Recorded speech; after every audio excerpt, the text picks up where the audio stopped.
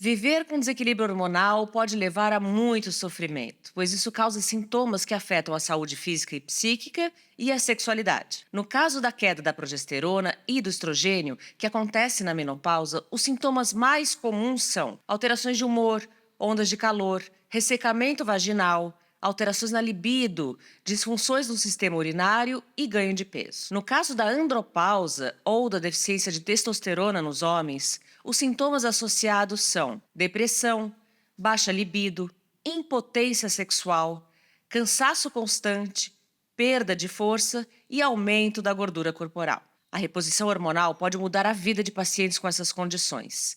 No entanto, ainda há muita desinformação sobre a terapia de reposição hormonal e dúvidas se ela é mesmo um tratamento recomendado para todos. Eu sou Mariana Varela, editora-chefe do Portal Drauzio, e este é mais um episódio do videocast Saúde Sem Tabu, que conta com o apoio de Tena, marca líder mundial em produtos para incontinência urinária. Hoje eu vou conversar com a doutora Luana Casari, médica endocrinologista, para entender como funciona a reposição hormonal, se e como ela deve ser realizada e quais são seus principais benefícios e riscos. Seja bem-vinda, doutora Luana. Muito obrigada por ter me convidado. Será um Obrigada. prazer conversar com você.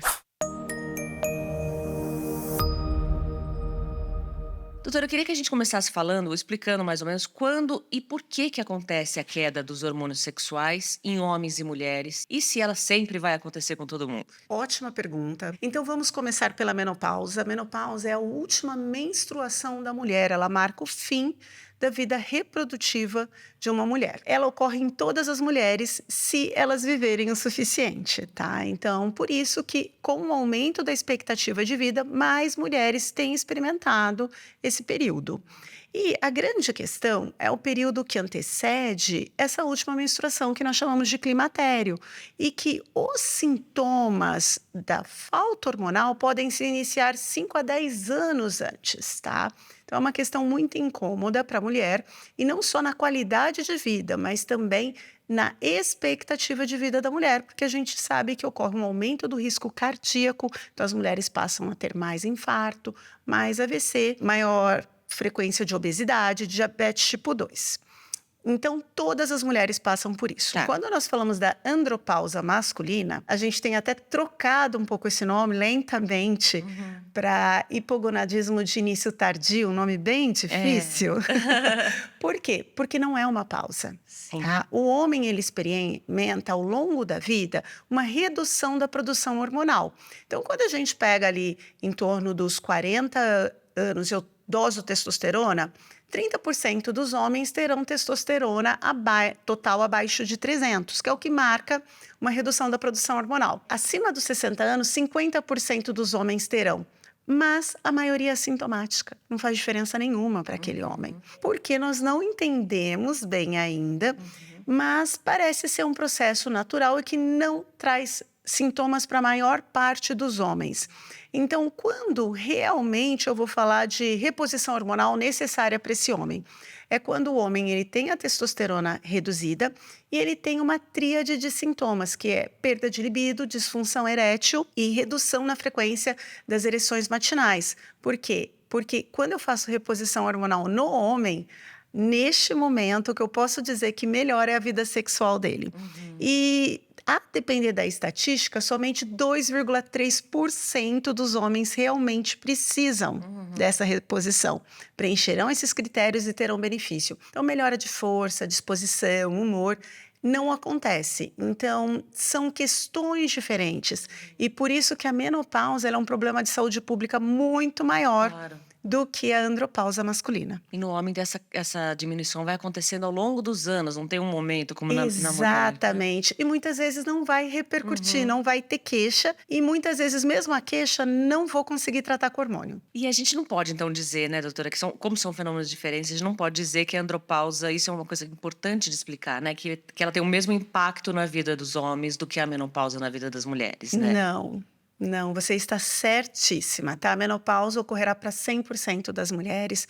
Ela é marcada por sintomas extremamente importantes, como você mesma disse, os calores ocorrem, as ondas de calor em 85% das mulheres. Nós temos sintomas sexuais como dor, durante a relação, secura vaginal, a paciente começa a queixar de sintomas de infecção urinária muito frequentes, mas que colhe o exame e não tem bactéria. Por quê? Certo. Isso é a síndrome gênito-urinária, Uhum. que é devido a essa deficiência hormonal. Acho muito interessante, esses dias eu assisti num vídeo da Hailey Berry, aquela atriz americana, e ela tem mais de 50 anos e que ela procurou o ginecologista dela e diagnosticou que ela estava com herpes genital. Ela achou estranho, Uhum. ficou assim, aquela questão com o parceiro. Sim. Quando ela retorna, ele olha, não, isso é menopausa. E, na verdade, a sua vagina está rasgando a sua mucosa durante as relações sexuais e por isso ocorrem essas lesões. Então, veja bem, a gente tem uma mulher riquíssima, É. extremamente bem orientada e que não estava recebendo tratamento adequado para os sintomas que ela tinha. E ela se tornou uma embaixadora dessa questão, justamente porque ela fala isso: olha, todo o privilégio que eu tenho e eu passei por isso. Ninguém nunca tinha me dito que eu teria esses sintomas quando eu chegasse E o à desconhecimento, menopausa. às vezes, vem dos próprios médicos, né? Ela passou a primeira vez e ninguém pensou nisso. Eu recebo muito no meu consultório mulheres que chegam me dizendo assim: doutora, parece que eu sou uma louca, mas eu estou sentindo isso, isso e isso, e eu pesquisei no Google e deu que é perimenopausa. E eu faço a avaliação e digo, você está certa. Aham. Porque muitas vezes o médico, para a mulher, fica esperando alteração de exames. Quando a gente já sabe, desde que eu me formei, que a gente não precisa de alterações de exames Uhum. a depender da idade da mulher e também a depender dos sintomas. Por quê? A gente precisa entender que nesse período perimenopausa de climatério, a mulher ainda ovula. Então, a Uhum. depender do momento que eu coletar o exame, vem Vai dando normal. normal. Uhum. Então, claro, tem uma mulher de 30 anos com queixas compatíveis, ondas de calor, insônia, queixas urinárias, com certeza eu preciso investigar outras coisas, preciso fazer coleta hormonal. Eu tenho uma mulher de 45, 46 anos, eu não preciso fazer isso. Uhum. Então, a gente precisa aumentar a educação médica e não pode ser só o ginecologista, não pode ser só o endocrinologista. Nós precisamos que o médico ali da ponta, o que está cuidando do paciente, o Uhum. cardiologista, o clínico Claro. geral, o médico de família e comunidade, saiba fazer esse diagnóstico, iniciar esse tratamento. Uhum. Muitas vezes também a paciente vai procurar um médico por outra queixa, não, né? Não necessariamente ela vai no ginecologista ou a um endocrinologista. Não conecta É. as queixas e o médico da paciente precisa conectar. E é isso que eu sempre falo, nós precisamos olhar as pessoas como um ser único e complexo. É muito mais provável uma doença causando Uhum. aqueles sintomas, e menopausa não é doença, É. gente. É um período natural, mas que traz muitos prejuízos à vida da mulher. Por quê também, né, gente? Você está falando que não é doença, mas está propondo tratamento. Pessoal, na vida selvagem, um ser humano não atingia 30 Exato. anos, quem dirá 40, É. nem as mulheres, nem os homens. E hoje, graças aos avanços sanitários, aos Uhum. avanços médicos, nós estamos caminhando para viver 90, 100 anos. Então, precisamos mudar nossa mente também com relação à saúde Claro. feminina. E queremos viver com qualidade de vida, né? Total, ninguém São quer viver muitos passando anos, mal. né? Porque a gente ainda fala sempre isso, né? Se uma mulher entrar na menopausa ao redor dos 50 hoje, vai viver até os 80, 90, quantos anos ela vai ter ali? Que é lógico que ela quer qualidade de vida. E quando a reposição hormonal pode ser indicada?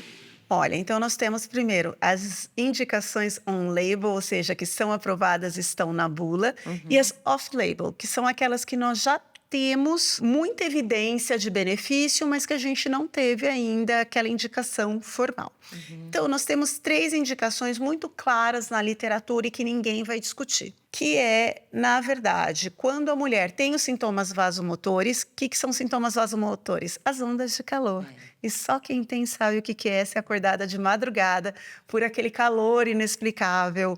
Vai e volta, o sono fica prejudicado e 85% das mulheres experimentam. Nós temos também a osteoporose, então a terapia de reposição hormonal na mulher é extremamente eficaz no tratamento de osteoporose, tá? E prevenção também. E nós temos o tratamento da síndrome gênito-urinária, que eu acho super importante a gente conversar sobre isso aqui. Uhum. São pacientes que começam a se queixar muito de sintoma urinário. Toda hora tá ardendo para fazer xixi, colhe exame, vem negativo, ou tem até, de vez em quando, uma infecção urinária. São mulheres que começam a queixar de incontinência, não tinham incontinência Uhum. durante a vida e começam a apresentar, ou já tinham, mas era aquela incontinência quando eu espirro, Uhum. quando eu tusso, e ela começa a ficar mais frequente. Dor durante a relação, começam a se queixar de lesões na vulva, coceira na região ali dos grandes lábios, dos pequenos lábios. Isso pode ser síndrome gênito-urinária, que melhora também com terapia de reposição hormonal. E aí nós vamos para o outro grupo. O que eu quero dizer do outro grupo? Nós sabemos que a terapia de reposição hormonal, se iniciada precocemente, no tempo correto, a paciente que não tem contraindicações a realizar esse tratamento, nós reduzimos risco cardiovascular desse paciente, nós melhoramos a deposição de gordura, ou seja, a mulher ela tem mais gordura no quadril, geralmente, É. na mama e no bumbum. Uhum. E quando ela entra no climatério, começa a acumular gordura na barriga. Na Eu barriga. recebo, às vezes, aquela paciente com 41, 42 anos que ela fala: doutora, meu corpo nunca foi assim. Eu tô começando a ter mais gordura na região. Eu não engordei, ou engordei pouco, mas mais gordura na região abdominal. Muda a forma de distribuição De da gordura. distribuição. Então, todo esse risco cardiovascular, risco, por exemplo, para câncer de intestino, câncer de endométrio, eu posso reduzir se eu iniciar precocemente a reposição hormonal. Então, no último congresso de endocrinologia, a grande pergunta foi o contrário, é quem não tratar. É, A gente exato. começar a olhar de uma outra maneira. A gente não está falando que é uma doença a menopausa, Sim. mas é justamente o que você colocou, Mariana. Nós vamos viver mais 40, 50 anos sem esses hormônios, a qualidade de vida. Então, eu digo mais, quem hoje eu não devo tratar? Quem não quer. Pacientes que têm contraindicações absolutas ou pacientes que começam a tratar e têm algum efeito colateral considerável. E além da menopausa, tem outros casos específicos que podem ser também tratados com reposição hormonal? Para quem que ela é recomendada sem ser na menopausa? Olha, a reposição hormonal feminina fora da menopausa é extremamente Aham. questionável, tá? Então, muitas vezes a gente vai falar da reposição de testosterona, Isso. porque dosam testosterona no sangue da mulher, mas a gente não tem um método bom laboratorial para ver testosterona baixa. A testosterona da mulher é cíclica. Então, vai ter períodos que você vai dosar e vai ter períodos que você não vai dosar. Claro que isso vem, Mariana. Aí todo mundo fala, você bate sempre na mesma tecla. Do machismo É. na medicina. Ninguém nunca se interessou em entender o nosso corpo Claro. melhor. Até 1992, nós éramos pouco inscritas em estudos científicos. Então, a gente ainda não tem uma resposta. A gente sabe, inclusive, de pesquisadores brasileiros que têm feito um bom trabalho na área. Então, eu não chamaria de reposição hormonal. Mas existe uma situação que é a síndrome do desejo sexual hipoativo, que ocorre em mulheres ali no climatério, pós-menopausa, e que pode, sim, melhorar com a suplementação. Eu nem doso testosterona para dar em doses baixas. Só que essa mulher tem que estar recebendo estradiol. Então, ocorre um erro, eu recebo muita mulher que não está tomando estradiol, recebendo suplementação de testosterona para melhorar a libido. Os estudos mostram que não vai melhorar e pode ter efeito colateral. Então, nessa mulher, você pode fazer ali um período de teste entre 3 a 6 meses e avaliar melhora de libido. Claro, você excluiu uso de antidepressivo, problemas conjugais, outras questões de saúde. E nós precisamos lembrar que existem mulheres que nascem com um quadro chamado de hipogonadismo. Elas não produzem hormônios ali na puberdade, elas não desenvolvem a puberdade, e essas mulheres, sim, devem receber reposição hormonal desde a adolescência. E nós também temos as mulheres trans, Sim. que farão uso de reposição hormonal, se assim desejar. E nos homens também, os homens trans também aí fazem uso Sim, de farão se testosterona. assim também desejarem, eles farão uso de testosterona. E no homem trans, a gente mantém dentro dos valores normais que a gente vê nos homens cis para aquela idade, tá? Então, isso também é muito importante. Em homens, quando que eu reponho testosterona em homem? Quando o homem tem uma testosterona menor que 300, eu investiguei avaliei outras causas, tratei essa causa, porque no homem você sempre não é igual na mulher. Mais de 45 anos é menopausa. O homem não, você precisa investigar outras causas. E ele tem queixa que pode melhorar, que são queixas sexuais. Perfeito. E por que existem vários métodos de tratamento hormonal, né? A gente tem, por exemplo, pílula, injeção, gel, implante, né? Vários meios de administrar esses medicamentos. Qual a diferença entre eles? Na verdade, o melhor tratamento é o tratamento ao qual o paciente se adapta. Quando eu falo da reposição oral hoje, ela tem perdido espaço. Por quê? A reposição oral, ela tem um maior risco de tromboembolismo, tá? Então, risco de trombose venosa profunda e de embolia pulmonar, que não ocorre quando eu estou falando do gel, do adesivo, tá? Os implantes hoje, eles não são aprovados pela Anvisa e, na verdade, por nenhum órgão de saúde no mundo para terapia de reposição hormonal, tá? Então, eles são individualizados e há muitos questionamentos sobre eles, Tal tá? chip da beleza. Exatamente. Mas a grande questão é você avaliar o que o paciente se sente melhor tomando, se o paciente tem alguma contraindicação àquela via que você está sugerindo para ele, para ela também, e preço. Existe uma questão de custo que limita também, às vezes, acesso ao melhor tratamento para aquela pessoa. Então, a gente precisa avaliar isso. Doutora, a Comissão de Direitos Humanos aprovou em fevereiro desse ano um projeto de lei que prevê o tratamento do climatério e da menopausa pelo SUS. Esse projeto ele determina que caberá ao SUS, por meio da sua rede de unidades públicas ou conveniadas, prestar serviços de saúde específicos para mulheres na menopausa e no climatério, né, fornecendo todos os meios técnicos necessários. E entre essas medidas está a disponibilidade das terapias de reposição hormonal. Isso é uma vitória para as mulheres, né? Considerando que existem cerca de 29 milhões de brasileiras no climatério, entre o climatério e a menopausa, né? Ou seja, 1/3 das mulheres do país. Você pode falar um pouquinho da importância desses tratamentos para o alívio dos sintomas da menopausa no serviço público de saúde? A menopausa ela tem um impacto sobre a saúde pública absurda. A gente tem estudo que mostra uma redução de 31% na mortalidade por todas as causas em mulheres que usam reposição hormonal. Olha só. É muito grande. Então, nós temos aí 30% de mulheres falecendo antes da hora. Eu estou extrapolando, pessoal, eu sei. Mas para entender a gravidade do que está acontecendo, porque elas não recebem terapia adequada. Tá? Por morte cardiovascular, o mesmo estudo mostra uma redução de 38%, que é morte cardiovascular, morte por AVC, morte por infarto. Então, essas mulheres podem viver vidas mais plenas, por mais tempo, com melhor qualidade. Então, a menopausa acomete, como eu falei, todas as mulheres. E se nós estamos vivendo mais, nós precisamos pensar em tratar. Então, eu vejo como uma grande vitória. Eu trabalhei no Sistema Único de Saúde por muitos anos na minha vida, como endocrinologista, e essa sempre foi uma limitação nossa. Por quê? As doses que a gente usa para reposição hormonal são muito baixas. Então, a gente dá um anticoncepcional, como a gente tem no SUS, é inadequado para fazer aquela reposição. Na verdade, eu até aumento determinados riscos para essa mulher. Então, eu ter uma terapia específica é extremamente importante. E se a saúde da mulher no sistema privado já é negligenciada, né, no público, então...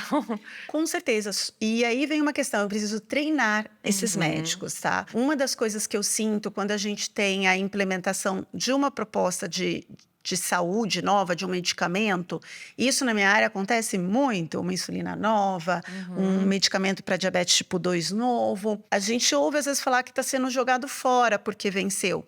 Mas o que acontece? Eu não treino aquele profissional para prescrever. Então, se é um problema de saúde pública, eu não posso deixar isso para prescrição só para o endocrinologista e para o ginecologista. Claro. Eu tenho que pôr todo médico ali que está recebendo essa paciente para fazer essa prescrição. E aí, para que eu possa realizar isso, eu preciso treiná-la para realizar essa prescrição. Eu tive uma experiência por 3 anos treinando médicos da Saúde da Família num projeto de diabetes tipo 2. E eles querem aprender, é fantástico. E a troca, Claro. na verdade, como eu aprendi com o que era feito ali, com o que tinha no SUS, e eu não sabia que eu poderia fazer. Então, eu também aprendi bastante. Então, a gente precisa disponibilizar treinamento e para que essa prescrição também ocorra. Então, isso é uma coisa que me preocupa, mas é excelente a gente ter essa oportunidade para as Claro. mulheres. E, doutora, tem muito essa questão do medo, né, do aumento do risco de câncer, principalmente câncer de mama, com a reposição hormonal.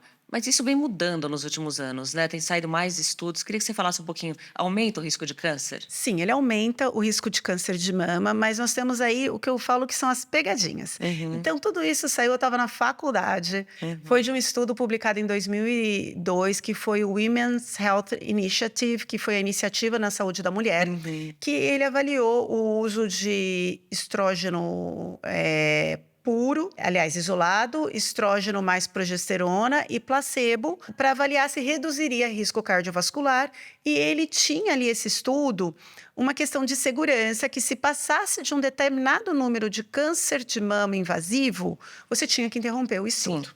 E isso acontece. E isso foi assim, eu estava na faculdade, a gente ouviu falar desse estudo até o último ano, eu entro na residência, sim. e quando eu estou ali 5, 6 anos depois dessa publicação, na residência de endocrinologia, começa a mudar o que se entendeu do estudo. Esse estudo, ele colocou...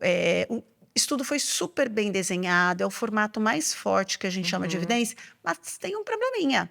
Eles resolveram fazer reposição hormonal em mulheres que estavam há muitos anos sem receber reposição hormonal. Primeira coisa. Nesse estudo, a gente também teve um aumento do risco de doença cardíaca, o que não fazia sentido, porque os estudos anteriores não mostraram isso. E aí eles perceberam, primeira coisa, se eu fico muito tempo sem receber hormônio, eu não posso receber mais hormônio. Por quê? Porque eu mudei o comportamento dos meus vasos, e quando eu começo a dar hormônio, volto a expor essa mulher ao estrogênio, à progesterona, eu aumento esse risco cardíaco. Quanto ao câncer de mama, uma das coisas que eles perceberam é que o estradiol, o estrogênio isolado, não era o problema. O problema era quando eu unia o estrogênio com a progesterona. E, no caso, o que você usou nesse estudo foi progesterona sintética. Os estudos com progesterona natural não mostram o mesmo aumento, tá? Então, nesse estudo, quando eu olho, o aumento do risco de câncer de mama invasivo foi de 29%.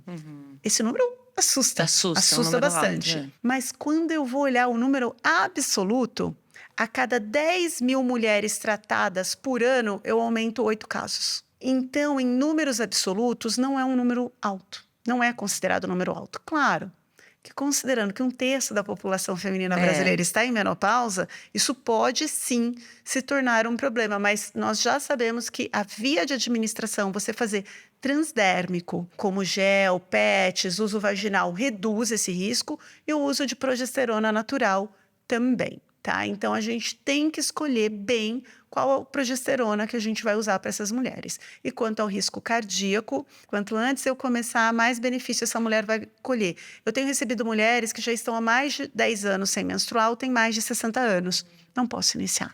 Não é seguro. Isso tem sido meio consenso, né, doutora? Que quem faz terapia de reposição hormonal, o indicado é começar mais cedo, né? Não Mais cedo esperar possível. muitos anos para fazer, né? Exatamente, mas tenho medo da mulher. Né? Porque o Google, a amiga, Sim, e aí sim. às vezes a gente tenta começar e é preciso respeitar. Aí às vezes a paciente fala, ok, agora eu me sinto pronta. Então a gente começa, a gente também não pode sair forçando as coisas goela abaixo das pessoas. Doutora, tem uma confusão um pouco entre o uso de anabolizantes e a suplementação de testosterona, né? O Conselho Federal de Medicina, o CFM, proibiu recentemente que os médicos prescrevam esteroides anabolizantes para fins estéticos. E um dos motivos foi o uso, né, o aumento do uso indiscriminado desse hormônio. Mas isso também tem um impacto, porque tem, como a gente viu, pessoas que realmente precisam repor. E então você pode explicar a diferença entre o uso anabolizante para fins estéticos e o uso médico, né? Assim. Então, o que aconteceu? Nos últimos anos, nós vimos um aumento muito grande na prescrição dos hormônios sexuais masculinos, né? As suas formas ali de reposição. e inclusive em doses que são incompatíveis com a reposição. Quando eu falo de reposição, eu estou falando daquele paciente que tem, novamente, testosterona baixa com queixa sexual.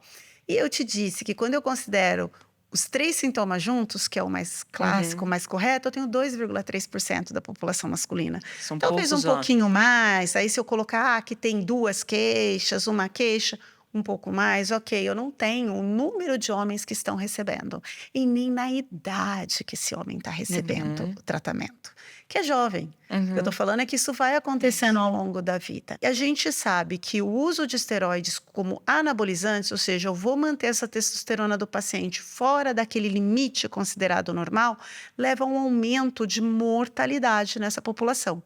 Então, eu tenho visto uma grande confusão, infelizmente, de colegas que têm aí as suas questões para essas prescrições, apontando um estudo que foi feito no ano passado, que é o Traverse. O Traverse foi um estudo realizado em homens com hipogonadismo, ou seja, com deficiência de testosterona laboratorial associada à clínica e que tinham doenças cardíacas. E nesse estudo foi seguro. Esses pacientes foram seguidos em média por 2 anos e meio, houve um segmento até maior, são 5.296 pacientes, se eu me lembro bem, e ela foi segura. Mas vejam bem, eles mantinham a testosterona máxima no sangue do paciente em 750.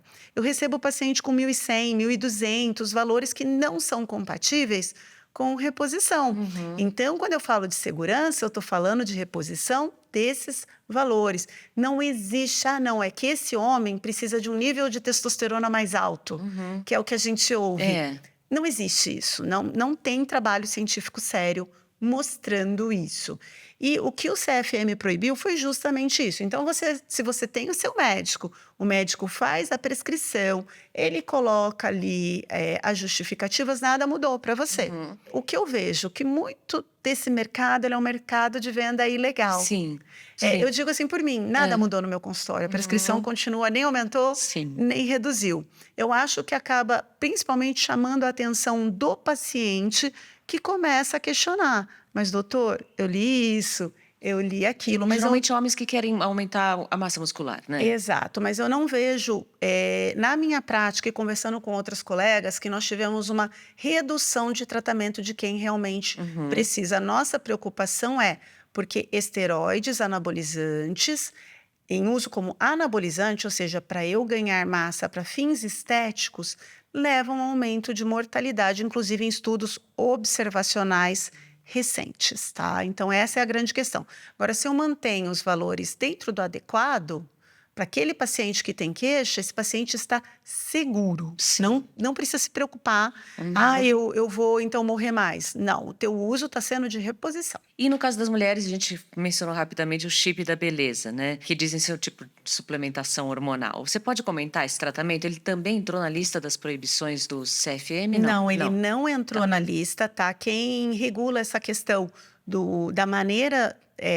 o CFM pode, sim, também atuar nisso, mas a gente sabe que não há proibição por parte da Anvisa no uso dos implantes, tá? A gente tem um implante contraceptivo que é liberado e esse não tem problema, mas, por exemplo, o chip de gestrinona, antigamente chamado de chip da beleza, eu já recebi pacientes com implante de testosterona, de estradiol, até de metformina, que é um remédio para diabetes tipo 2, que nunca foi estudado desse jeito. A gente tem propaganda, e isso é um problema. Por quê?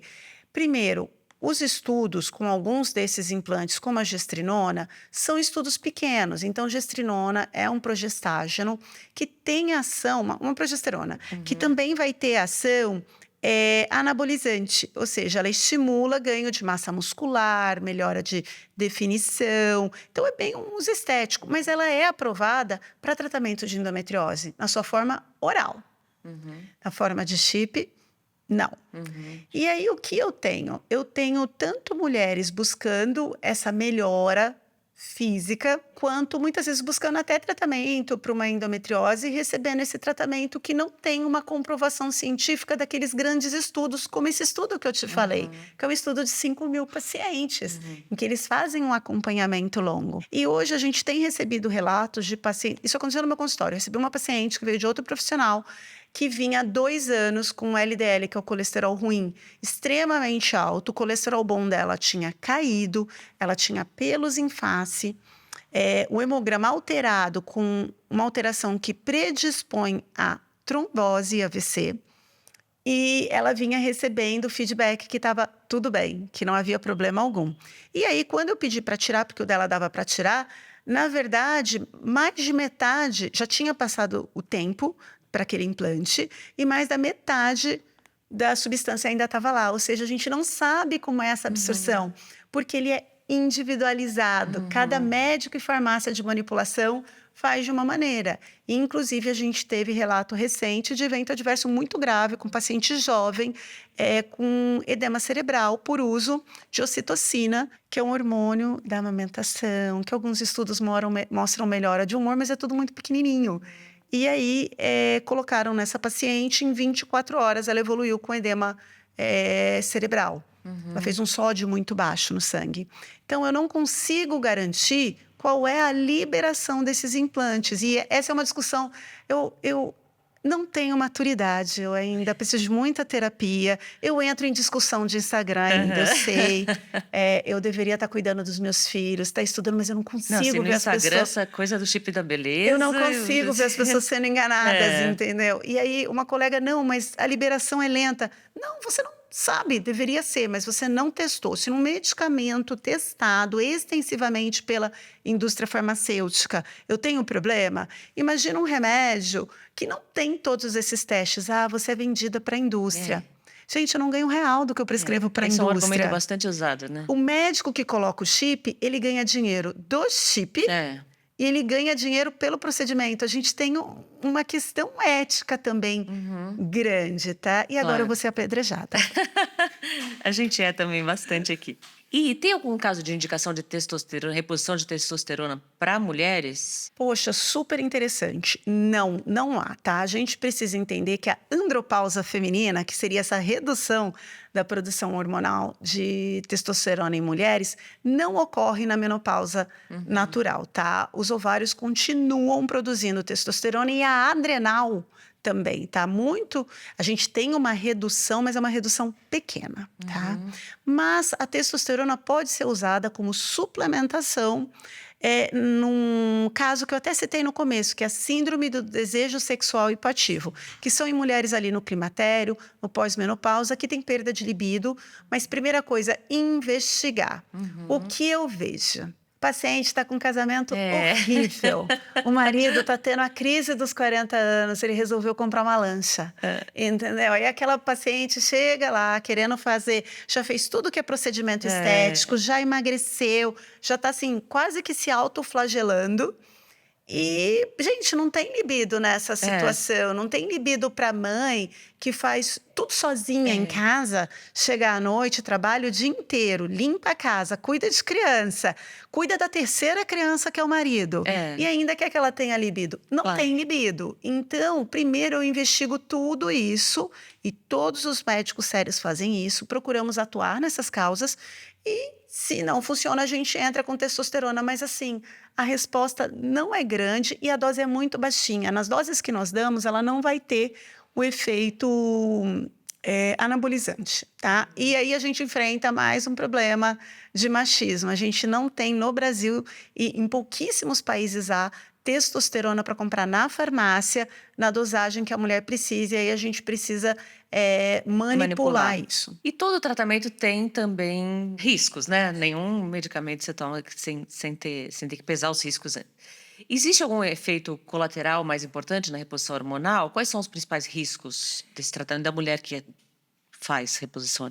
Eu vejo assim hoje o principal risco, na minha opinião, é o tromboembolismo, tá? Então essa paciente desenvolveu uma trombose venosa profunda, uma embolia pulmonar, tá? Já aconteceu com pacientes que eu acompanhei E uma das coisas que a gente sabe que reduz muito esse risco é o uso de estradiol por via não oral, ou seja, você usar o gel, você usar o adesivo e também o uso de progesterona natural.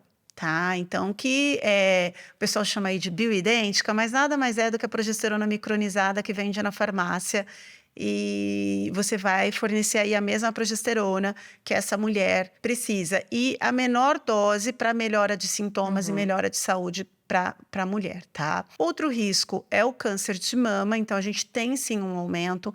Então, mulheres, a depender do histórico familiar, não devem realizar.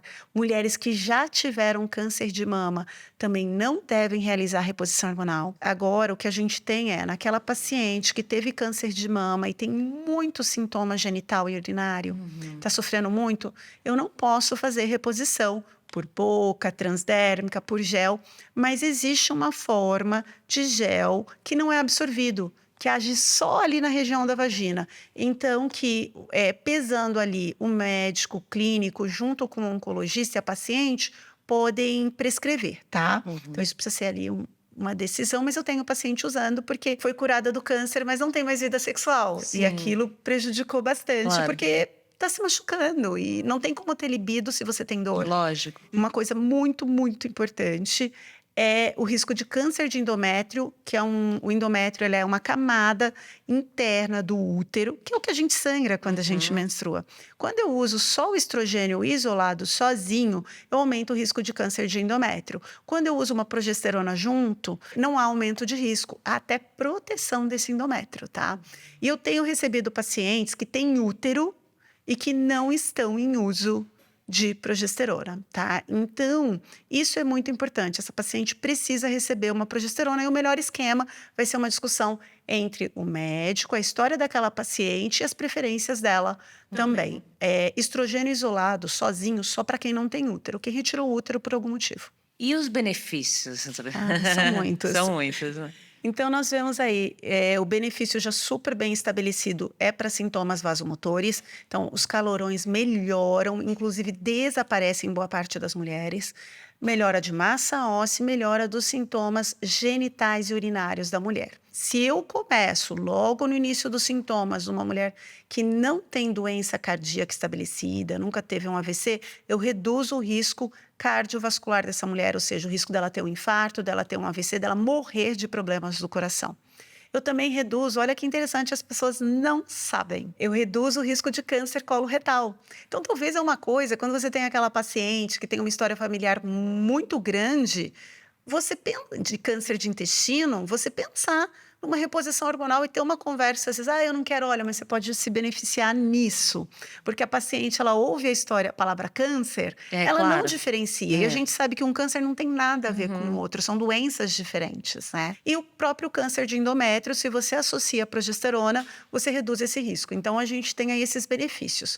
Benefícios cognitivos não são tão claros, tá? Eu quero falar isso porque eu tenho visto muitos colegas postando sobre redução de demência de Alzheimer, melhora da capacidade cognitiva, e isso não está muito claro na literatura. Parece que o grande benefício é como a questão cardíaca, você tem que dar lá no começo, e aí essa mulher vai ter uma queda menor. Existem determinadas mutações, uma mais específica, que é uma mutação genética que aumenta absurdamente o risco de Alzheimer. Pacientes que recebem terapia de reposição hormonal e que têm essa mutação, reduzem o risco de Alzheimer. Então, nessas pacientes, não tem tratamento para isso. Então, essas pacientes, talvez seja extremamente interessante você conversar sobre essa reposição hormonal também com ela. E os sintomas psicológicos? Porque muita mulher, né, diz que fica com sintomas como ansiedade, depressão, nessa fase de climatério, menopausa. A reposição também ajuda nisso? Discutível, tá? O que eu acredito e o que a literatura também mostra, pacientes que têm muitos sintomas vasovagais, a gente precisa lembrar que eles começam principalmente à noite.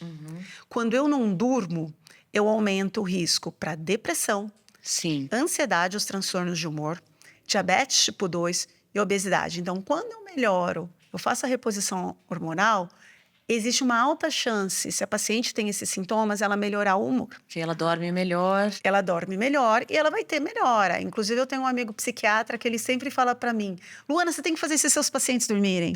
Você tem que pôr para dormir, porque boa parte das coisas que você trata aí vão melhorar se você pôr todo mundo para dormir. Não é tão fácil, mas a gente tenta. Mas há outros, aí é discutível. A gente tem que avaliar paciente para paciente. Eu acho que tem muita paciente recebendo diagnóstico de depressão e ansiedade quando o que ela tem é climatério e que a gente trata e a paciente melhora, tá? Então, acho que vale a pena sim. E até uma discussão, por exemplo, você tem aquela paciente com transtorno bipolar, aquela paciente com uma depressão grave, em climatério, que não está em reposição hormonal. Se ela está dentro daquela janela ouro, daquele período, conversa com ela, tenta, porque provavelmente vai ajudar, tá?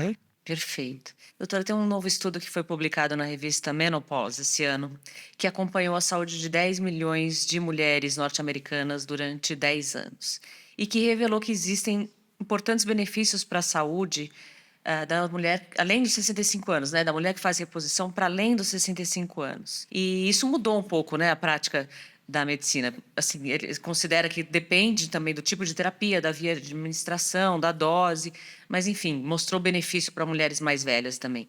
Tem um período limite para começar e terminar a reposição hormonal? Sua pergunta é muito interessante. Esse estudo causou um burburinho aí no meio médico. Por quê?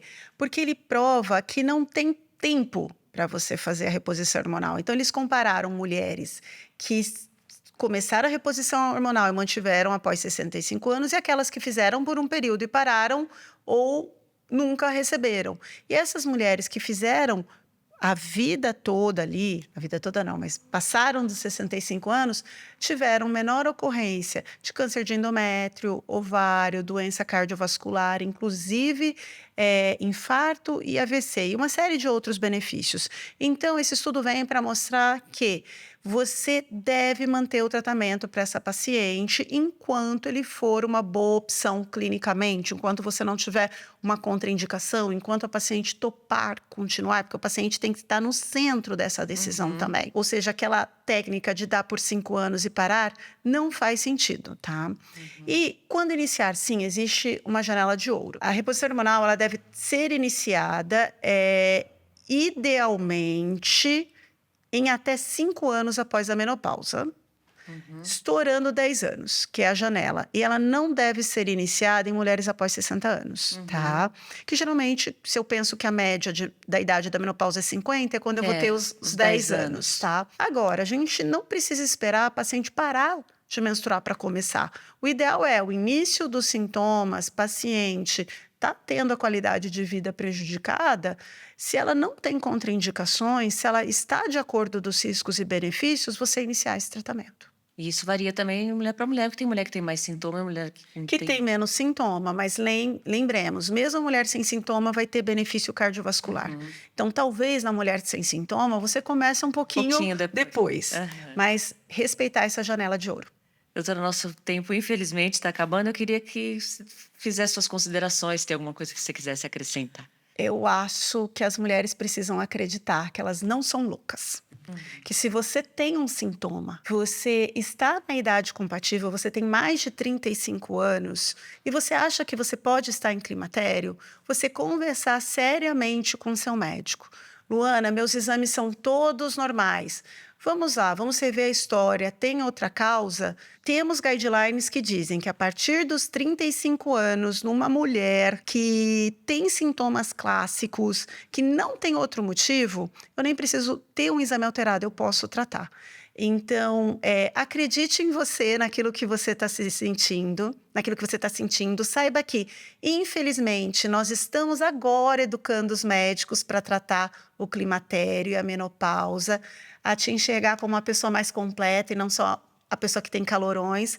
Acredite em você e insista para você receber uma atenção nesse tema, que é o que eu digo para as minhas pacientes. Você não é louca, você tem uma queixa, ela precisa ser investigada. O Saúde Sem Tabu tem o apoio de Tena, marca líder mundial em produtos para incontinência urinária. Doutora Luana, muito obrigada por sua participação. O tratamento de reposição hormonal é recomendado para quem realmente precisa dele. Se você suspeitar de alguma condição que tenha relação com desequilíbrio hormonal, busque um urologista, um ginecologista ou endocrinologista de confiança e investigue a melhor opção de tratamento para você. Se você que está nos assistindo ainda não nos segue nas nossas redes, se inscreva no nosso canal no YouTube, Portal Drauzio, nos sigam no Instagram e no seu agregador de podcast favorito, Spotify, Deezer, Google Podcasts, Apple Podcasts, Amazon Music. Assim você recebe notificações sempre que a gente tiver conteúdo novo e também pode mandar suas sugestões.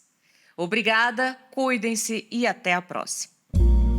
Você ouviu Saúde Sem Tabu. Apoio Tena, marca líder mundial em produtos para incontinência urinária.